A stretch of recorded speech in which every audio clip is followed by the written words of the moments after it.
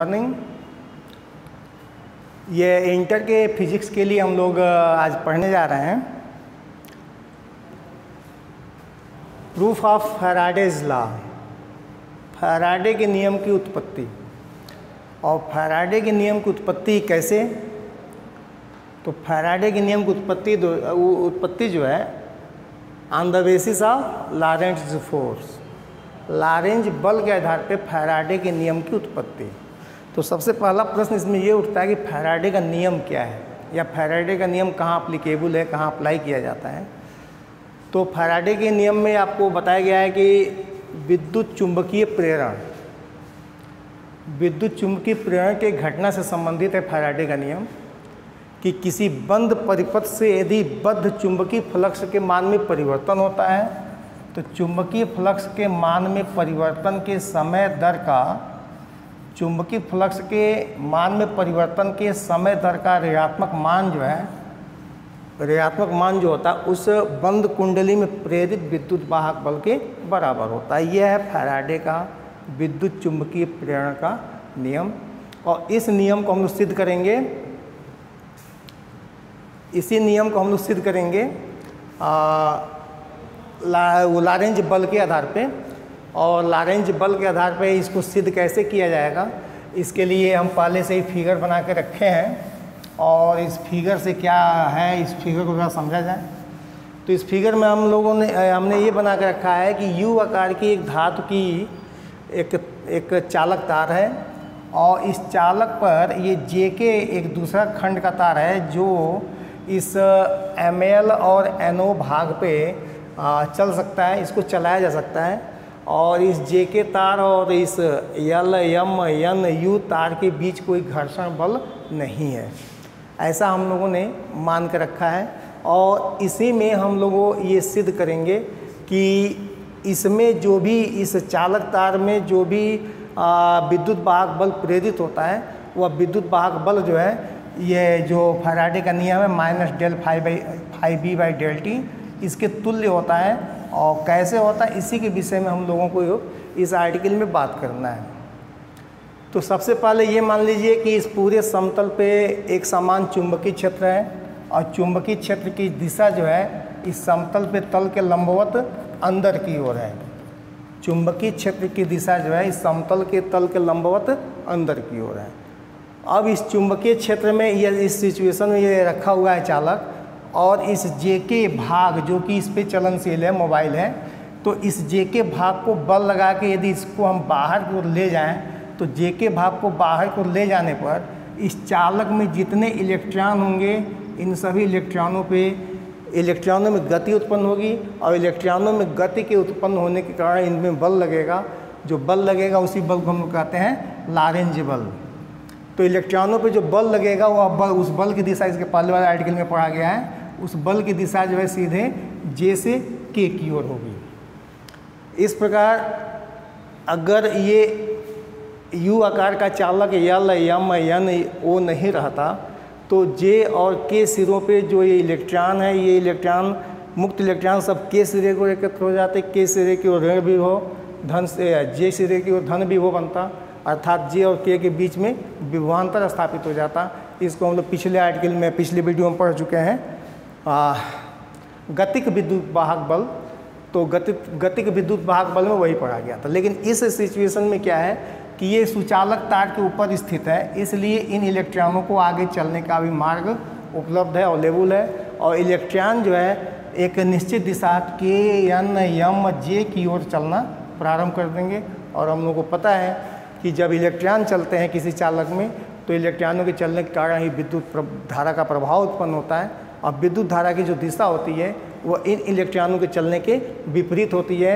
अर्थात इलेक्ट्रॉन के चलने की दिशा है जे के एन एम जे, ये इलेक्ट्रॉन के चलने की दिशा है, इसलिए विद्युत धारा की चलने की दिशा हो जाएगी इसका अपोजिट, मतलब जे एम एन के जे।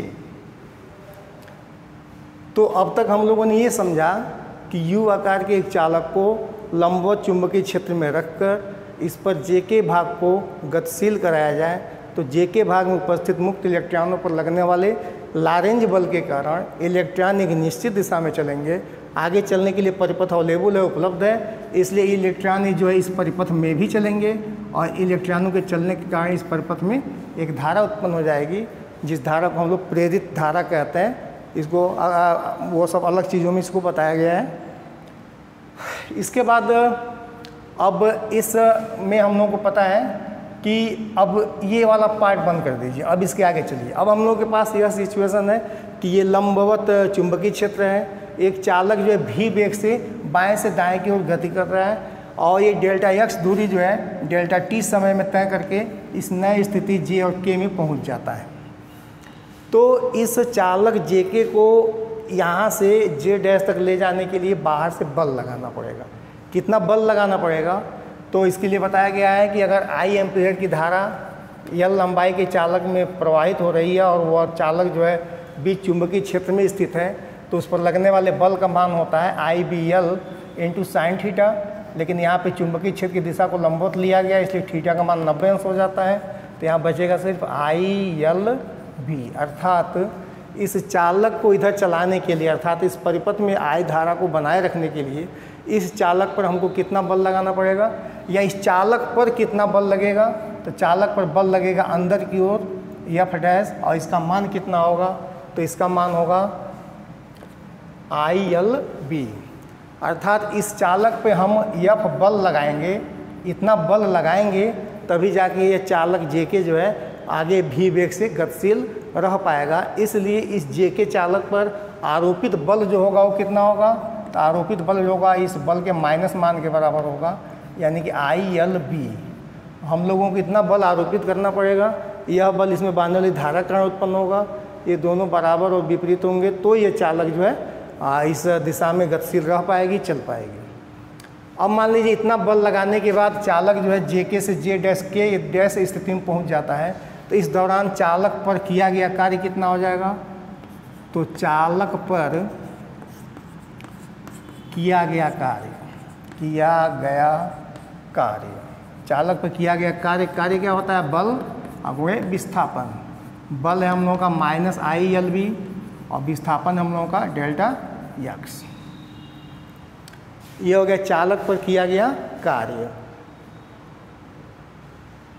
बल गुणे विस्थापन। तो विस्थापन डेल्टा एक्स है। अब चालक का वेग, यदि चालक का वेग भी हो तो ये डेल्टा एक्स क्या हो जाएगा? डेल्टा एक्स हो जाएगा दूरी बराबर चाल गुणे समय। तो इस डेल्टा एक्स जहाँ पे हम लिख सकते हैं v इंटू डेल्टा टी, ये हो जाएगा v डब्ल्यू बराबर माइनस आई बी एल और एक्स जहाँ पे v इंटू डेल्टा टी। अब डेल्टा टी है और यहाँ पे आई है, तो किसी परिपथ में आई एम्पीयर की धारा अगर प्रवाहित हो रही है और आई एम्पीयर की धारा को बनाए रखने के लिए क्यू आवेश चल रहे हैं, तो सूत्र होता है आई बराबर क्यू बाई टी। तो यहाँ से हो जाएगा Q is equal to I into del t. तो इस आई इंटू डेल टी की जगह पर हम लिख सकते हैं कितना? इस आई इंटू डेल टी की जगह पर हम लिख सकते हैं क्यू। तो इस क्यू के लिखने से हम लोगों का जो ये आर्टिकल है इसमें एक नया परिवर्तन होगा और सूत्र मिल जाएगा हम लोगों को W बराबर W इज इक्वल टू हो जाएगा माइनस आई बी एल भी इंटू क्यू। इसके बाद से याद करिए विद्युत वाहक बल की परिभाषा। इलेक्ट्रोमोटिव फोर्स क्या होता है?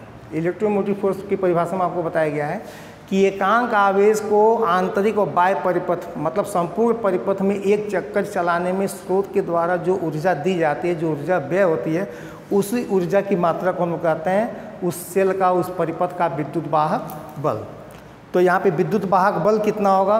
तो यहाँ पे Q आवेश ले जाया जा रहा है डेल्टा टी समय में, इसलिए इस पूरे परिपथ में विद्युत वाहक बल, इसलिए परिपथ का या परिपथ में प्रेरित विद्युत वाहक बल, इंड्यूस्ड ईएमएफ, प्रेरित विद्युत वाहक बल कितना होगा?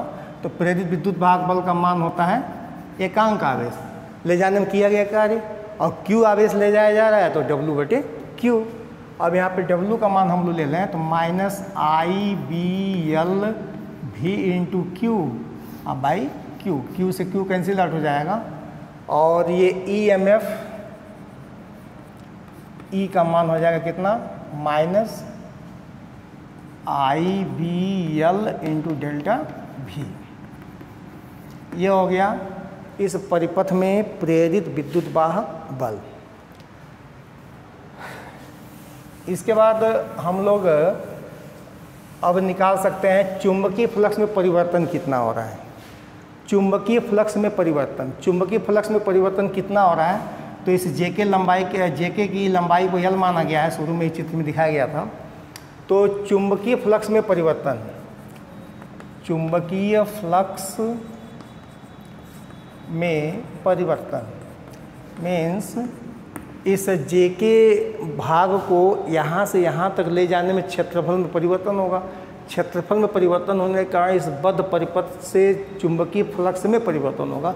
और चुंबकीय फ्लक्स में कितना परिवर्तन होगा, तो चुंबकीय क्षेत्र आगे क्षेत्रफल में परिवर्तन, क्षेत्रफल में परिवर्तन मतलब यहाँ पे लंबाई गुणे चौड़ाई, तो लंबाई गुणे डेल्टा यक्स, लंबाई गुणे चौड़ाई मतलब लंबाई गुणे डेल्टा यक्स। और ये हो जाएगा डेल्टा फाई बी हो जाएगा हम लोगों का बी यल। और डेल्टा एक्स का मान अभी हम निकाले थे, डेल्टा एक्स का मान होता है V इंटू टी, तो ये हो जाएगा V into delta T, delta x की वैल्यू हो गई। ये हो गया चुंबकीय फ्लक्स में परिवर्तन। इसलिए चुंबकीय फ्लक्स में परिवर्तन का समय दर क्या होगा, तो चुंबकीय फ्लक्स में परिवर्तन का समय दर माने समय का भाग कर देंगे, तो LHS में भाग पड़ेगा तो RHS में भी भाग पड़ जाएगा। यहाँ हो जाएगा BLV इंटू डेल्टा टी अब बाई डेल्टा टी।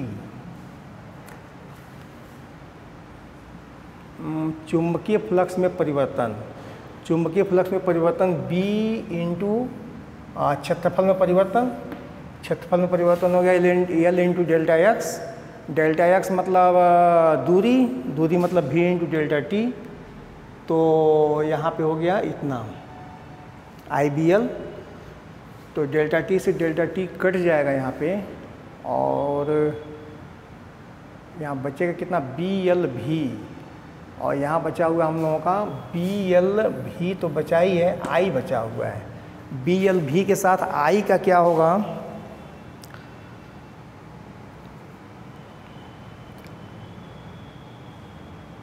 I कहाँ से आया था, I क्यों है यहाँ पे, I क्यों है यहाँ पे, तो थोड़ा सा पीछे रिवाइज किया जाए। W equal to I into delta t की जगह पर हम लोग Q लिए थे, I इंटू डेल्टा टी की जगह पे Q लिए थे, तो बचा क्या था BLV into Q, BLV into Q. ये I यहाँ है नहीं, क्योंकि I और डेल्टा टी मिल के हो गया था Q, तो BLV और इसके जवाब मिला के हो गया था Q, यानी BLV इंटू क्यू ये बचा था।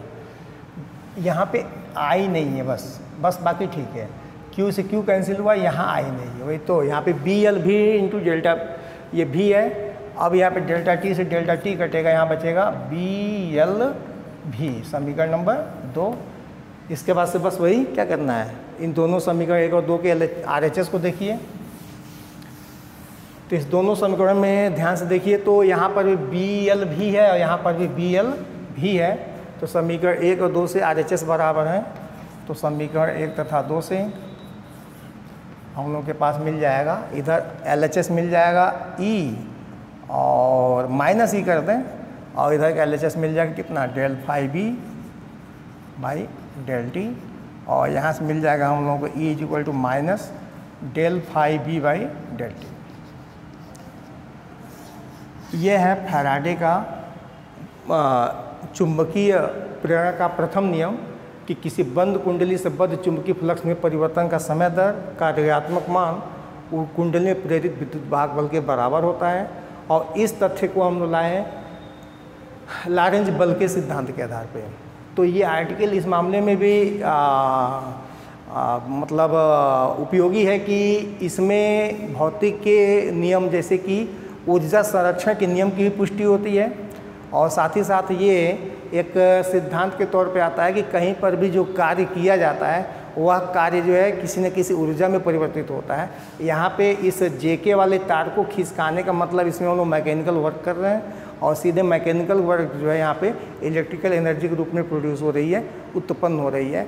तो ऊर्जा के अविनाशता के नियम की पुष्टि होती है और इस प्रकार आके यहाँ पे सिद्ध हो जाता है कि वो फैराडे का प्रथम नियम लॉरेंज बल के आधार पर, और इस चित्र के माध्यम से इसको सरलतापूर्वक यहाँ पे सिद्ध किया गया है।